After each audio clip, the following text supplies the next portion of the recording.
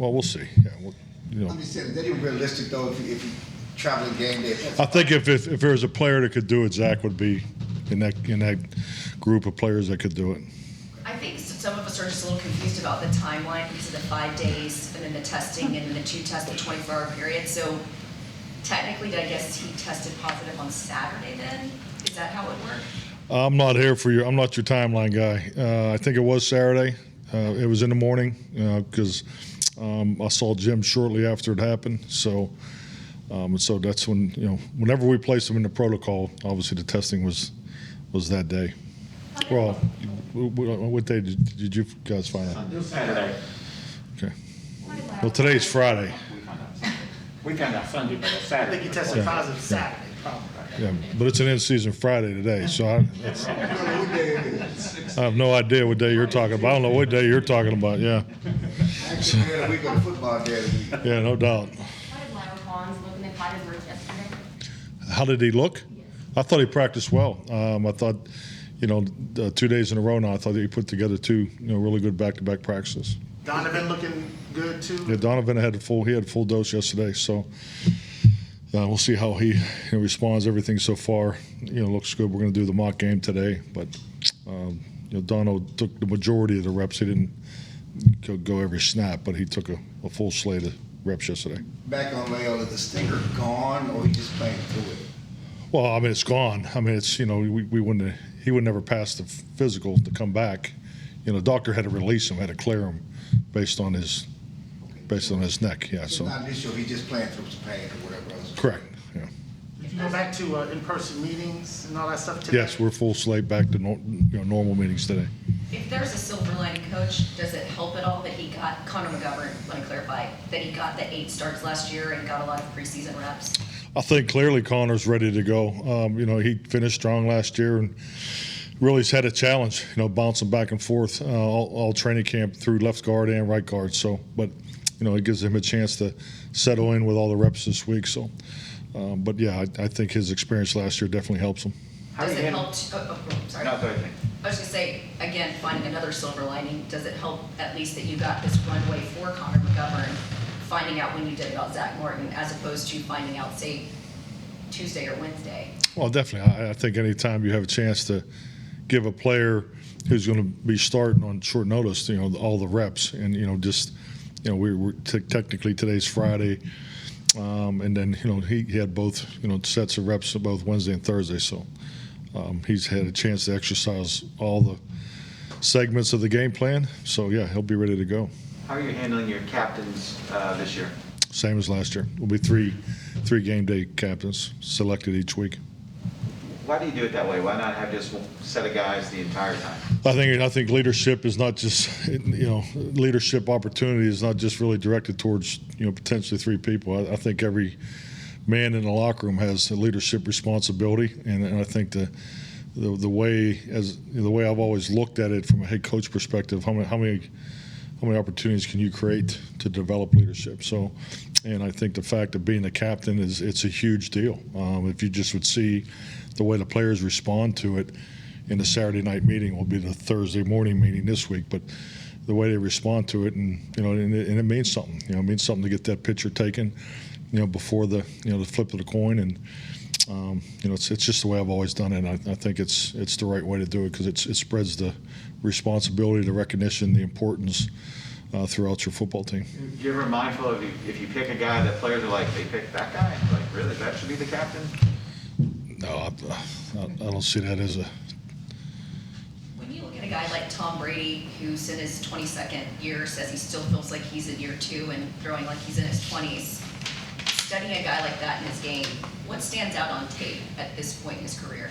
I think it's a great example of how you have to be. I mean, it's a great game. We talked about it some in the team meeting today, and just how fortunate we all are to be part of it on whatever level. Most importantly, the players. I mean, the opportunity to play in front of a stadium that's there to cheer the competition. Regardless of what side of the sideline you're on. So there's definitely a youthfulness that has to exist to be successful, and I think he's in as good as an example, if there ever was one that has played the game or any sport of way you need to go about it, and And I think it's, he exudes that with, every time he lines up. So very consistent. I think it's a big part of his continued success. Ty was limited in practice. Any concerns about Ty for Thursday night? No, I think he's good to go. Yep.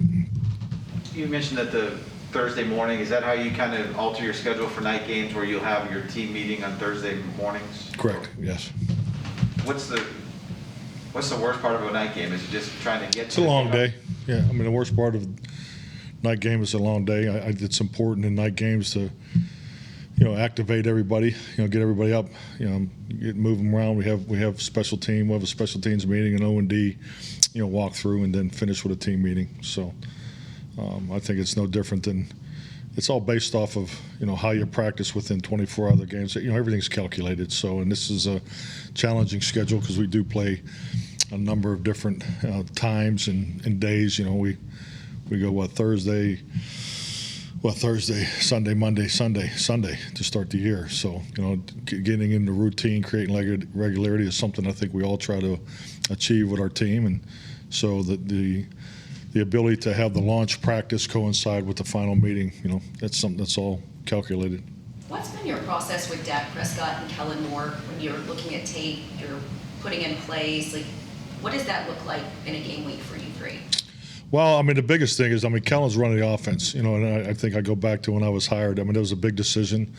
It's a great opportunity that he has, but to call it, you have to install it, and that's something that having a chance to step away and look at it. So, make no bones, Kellen's running the offense. I think him and the staff in year two is, I think they've hit their stride. You can see the way they, go through the game plan process and so forth. And, Dak had some free time to work, ahead on Tampa.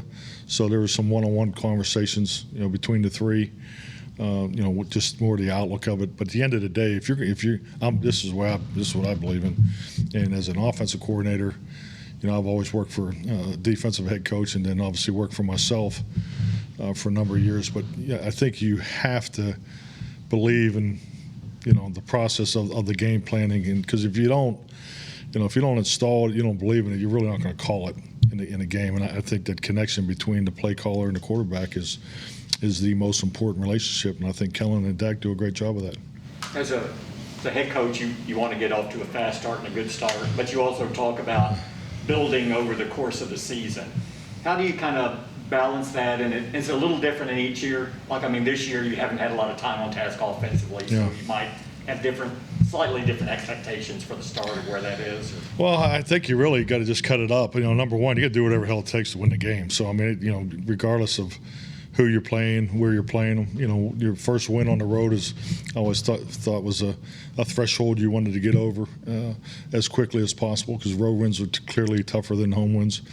So, I think the fact of, how you prepare for that is the most important thing. And like today, on our schedule, this is Fast and Furious Friday, so our whole focus is on the fast start and a furious finish. So we'll spend a whole lot of time, on how the game's going to start, and a number of reps. I think there's going to be 30 reps of the 80-man jog through today is going to be on the final segments of the game. So, I believe in, what you put into things is what you get out of it.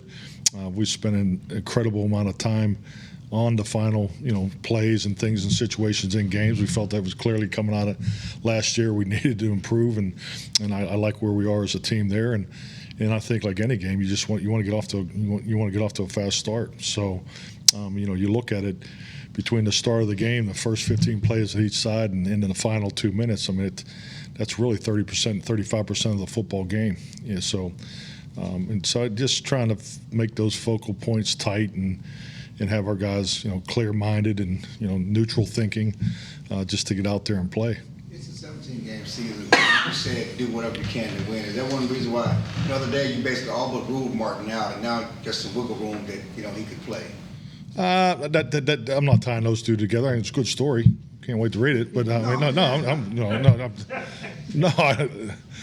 Trust me, I walk in there trying not to create storylines. That's for sure. But no, I just think with Zack, and this protocol is new for, I know this is year 2, but we're still, Jim Mauer's on the conference calls, and we get the feedback and where we are, and that stuff's still a little bit of a moving target. So I don't think Zack's going to play in the game, but in the same breath, I'm just following the guidelines of the protocol. Throughout training camp and the preseason, where have you seen the most growth from Isaac Alarcon? The most improvement? Well, I'll say this: moving him inside's really helped him. I think he's a lot more comfortable at guard than tackle. I think if he was standing there, he'd tell you the same. So that part has made it easier for him. And I think, as a young player, like all the young guys, and it's tough training because you're trying to play 2 positions, you're trying to learn the special teams and all that. So I think anytime you can, tighten your window of focus, it'll help anybody. So I think that's clearly helped him. He's done a great job. I mean, clearly, what he's done in the weight room from last year to this year. I mean, he's in great shape, and he's just continued the climb of getting familiar and from a technical standpoint, everything he's asked to do. So playing with a lot more confidence. Coach Connor Mcgovern, obviously he played center some in college, but primarily he's been a guard this campus. Is that just the mindset of a young player who's this time, let him focus at the guard position? Well, I mean, you have to look at, you're allowed to have, you're going to have 8 players up on the offensive line. So, within that rotation, you definitely want to have a third center.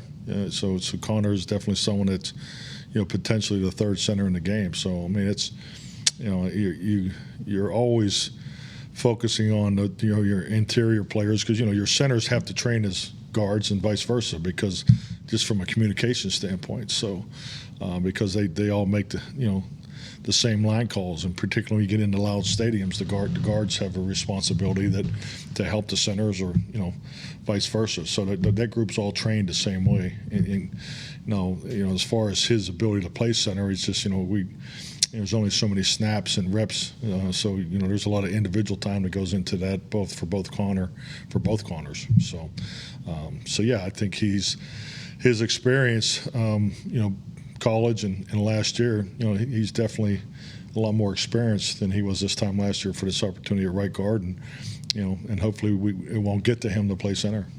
Do you anticipate making some practice squad call-ups like you've done? I mean, it's an option. Yeah, that's what we have a staff meeting today. We'll just kind of like our final review is how we feel like we're going to start the game, and just as I've already stated, we'll work on the end of the game. But we'll have a staff meeting afterwards, and then we'll just kind of put it all on the table and have a good idea. And actually, then Will McClay and I will meet later in the afternoon to just talk about the proposed 48. So I've always waited to this point to get it, and then with the Saturday practices, you got to get through the Saturday practice too. Coach, you said that this feels like in some ways year 1 for you. So how anxious are you personally to get to this game on Thursday? Oh, I'm excited. I'm excited because it's it is our first game. I think the environment that we're getting ready to play in is always fun.